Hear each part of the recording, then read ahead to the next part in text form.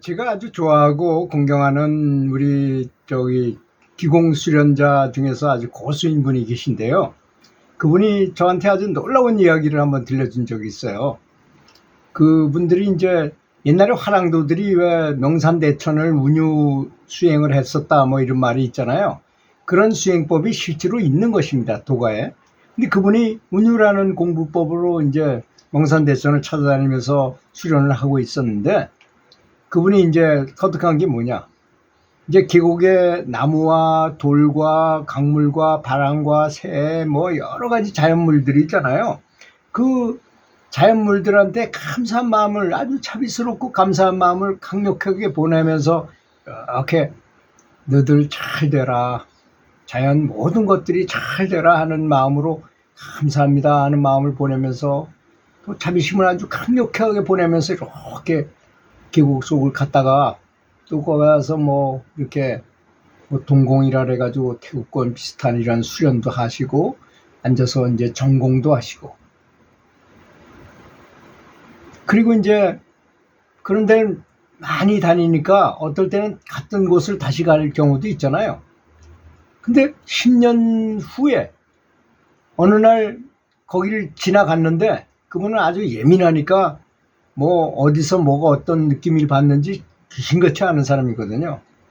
그런데 놀랍게도 그 계곡을 지나가면서 자기가 이렇게 발산해고 갔었잖아요. 그런데 그것들이, 그 자연들이, 나무와 돌과 새와 물과 이런 것들이 자기한테 사랑을 10배도 넘는 공덕을 자기한테 보내주더라는 것입니다. 그게 바로 되로 주고 말로 받는다는 거예요. 또 10년이라는 세월이 시공을 초월한 상태로 그것들은 있었기 때문에 아무 관계없이 그대로 10배를 보태가지고 자기한테 보내주더라는 것입니다. 이건 본인이 직접 체험한 것이라고 그래서 제가 아주 큰 감동을 받았어요. 그걸 보고. 그래서 나도, 그래서 어떤 기독교인들 보면, 저희 집사람도 뭐 기독교의 장로지만 아주 어느 집에 가기만 하면 앉아가지고 우선 기도부터 합니다. 이 집안이 잘 되라고 뭐 그런 의미로 하게 되죠. 식사를 하기 전에는 반드시 기도하고, 그건 참 배워야 될 점이라고 저는 생각해요.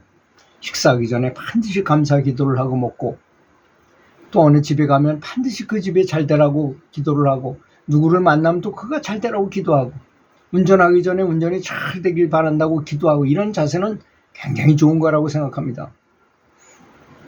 그래서 10년이 지난 다음에 다시도 10배로 합쳐가지고 그렇게 공덕을 엄청나게 보내더라는 것입니다. 그런데요, 이게 왜 중요하냐, 이건 뭐 들으면 별거 아닌 말로 들릴 수도 있지만, 정말로 영적 수행을 해가지고 높은 단계에 올라가는 사람한테는 반드시 필요한 것이 뭐냐, 바로 공덕입니다.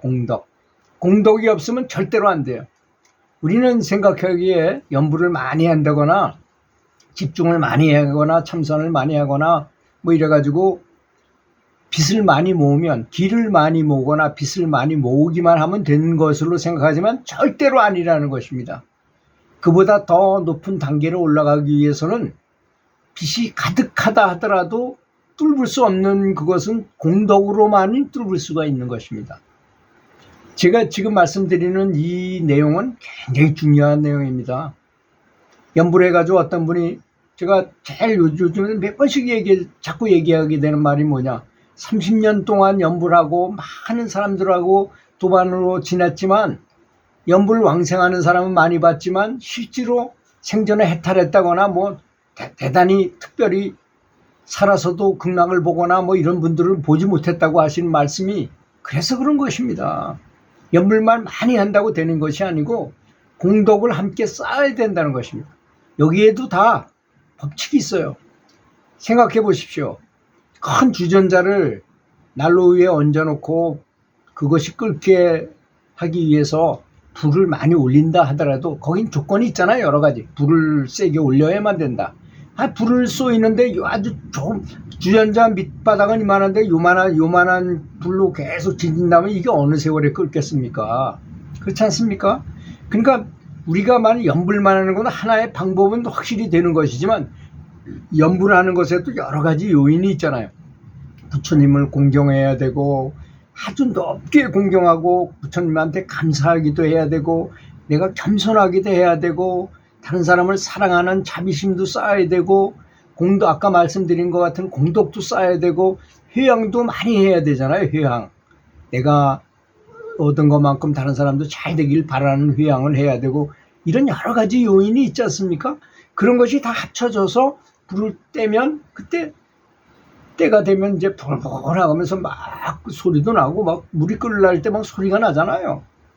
그러다가 진짜 끓을 때는 뭐 뚜껑이 들썩들썩하고 주전자가 들썩들썩할 정도로 이렇게 강력하게 물이 끓게 된다는 것이지 않습니까? 그렇기 때문에 공덕이라는 것, 여기서 제가 말씀드리는 여러 가지 요인들 있잖아요. 그런 거를 잘 지켜야지만 된다는 것이죠. 어떤 사람은 연부를 그렇게 열심히 하면서 매일 고기를 먹어요.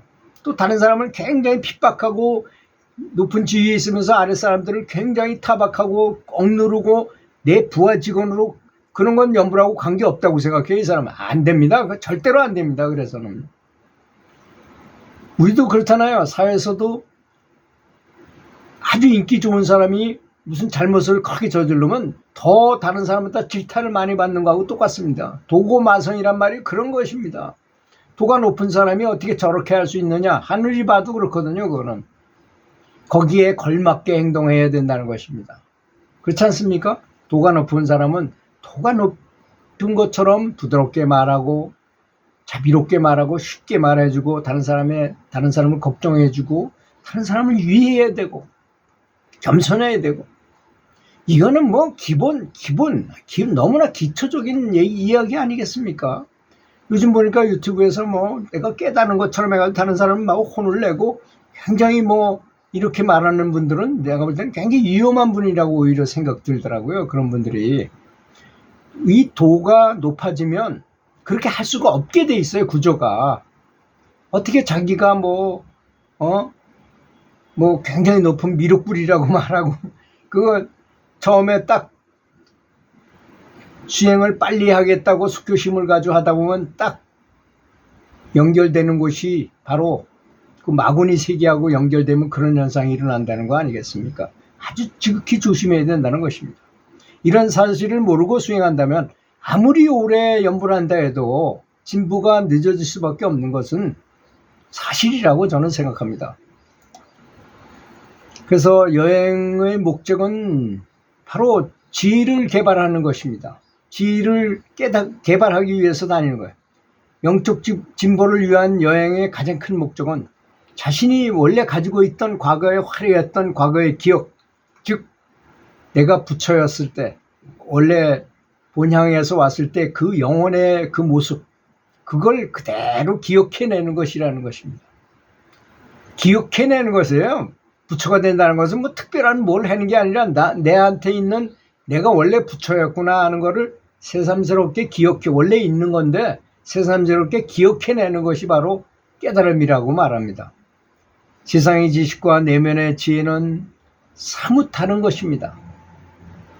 책을 보고 남의 얘기를 듣고 느낀 것은 지식이라 하지만 현장에 가서 대자연의 아름다움에 매혹되고 그곳에 바람을 맞으면서 새들의 지저귀과 그 동네의 특유의 냄새를 맡으며 그러면서 느끼는 것, 그곳에서 수행했던 옛 수행자들의 아름다움 추구의 청량한 영적의 에너지를 흡수하는 것은 지혜에 속하는 부분이기 때문이라는 것입니다. 아마 명산대천엔 옛날에 도를 깨달은 수행자들이 굉장히 많이 거기 갔을 거예요. 그래서 거기서도 수행도 하고 그분들이 뭔가 눈에 보이지 않는 인을 쳐놨을 것입니다. 그걸 찾아내는 거죠.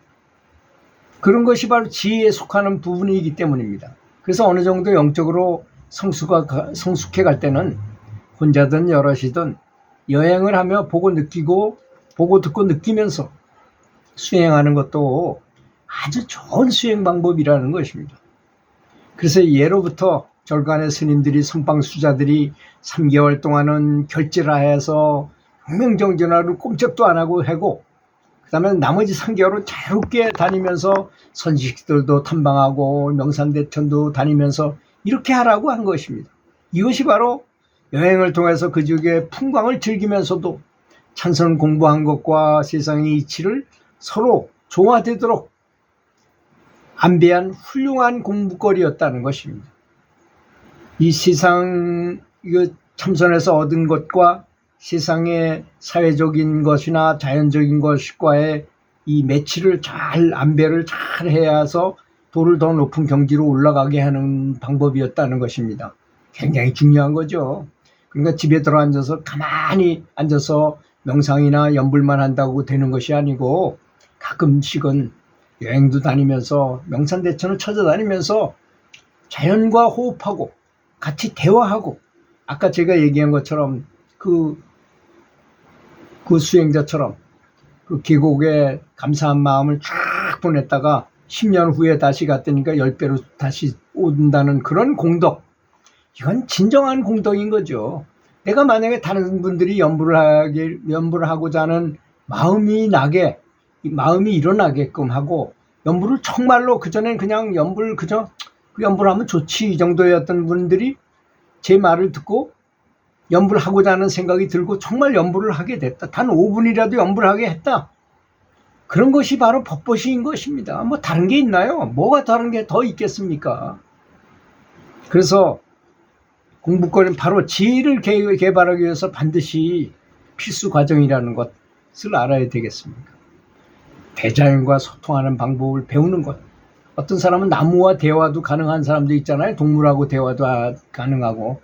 물론 저는 뭐 그런 신통을 배우라고 그런 것이 아니고 공덕을 쌓아서 많이 보내면 받을 수 있는 거니까 내가 비우면 나에게 들어오는 것이니까 자비심을 많이 보내라는 것을 권하고 싶습니다. 들어주셔서 감사합니다.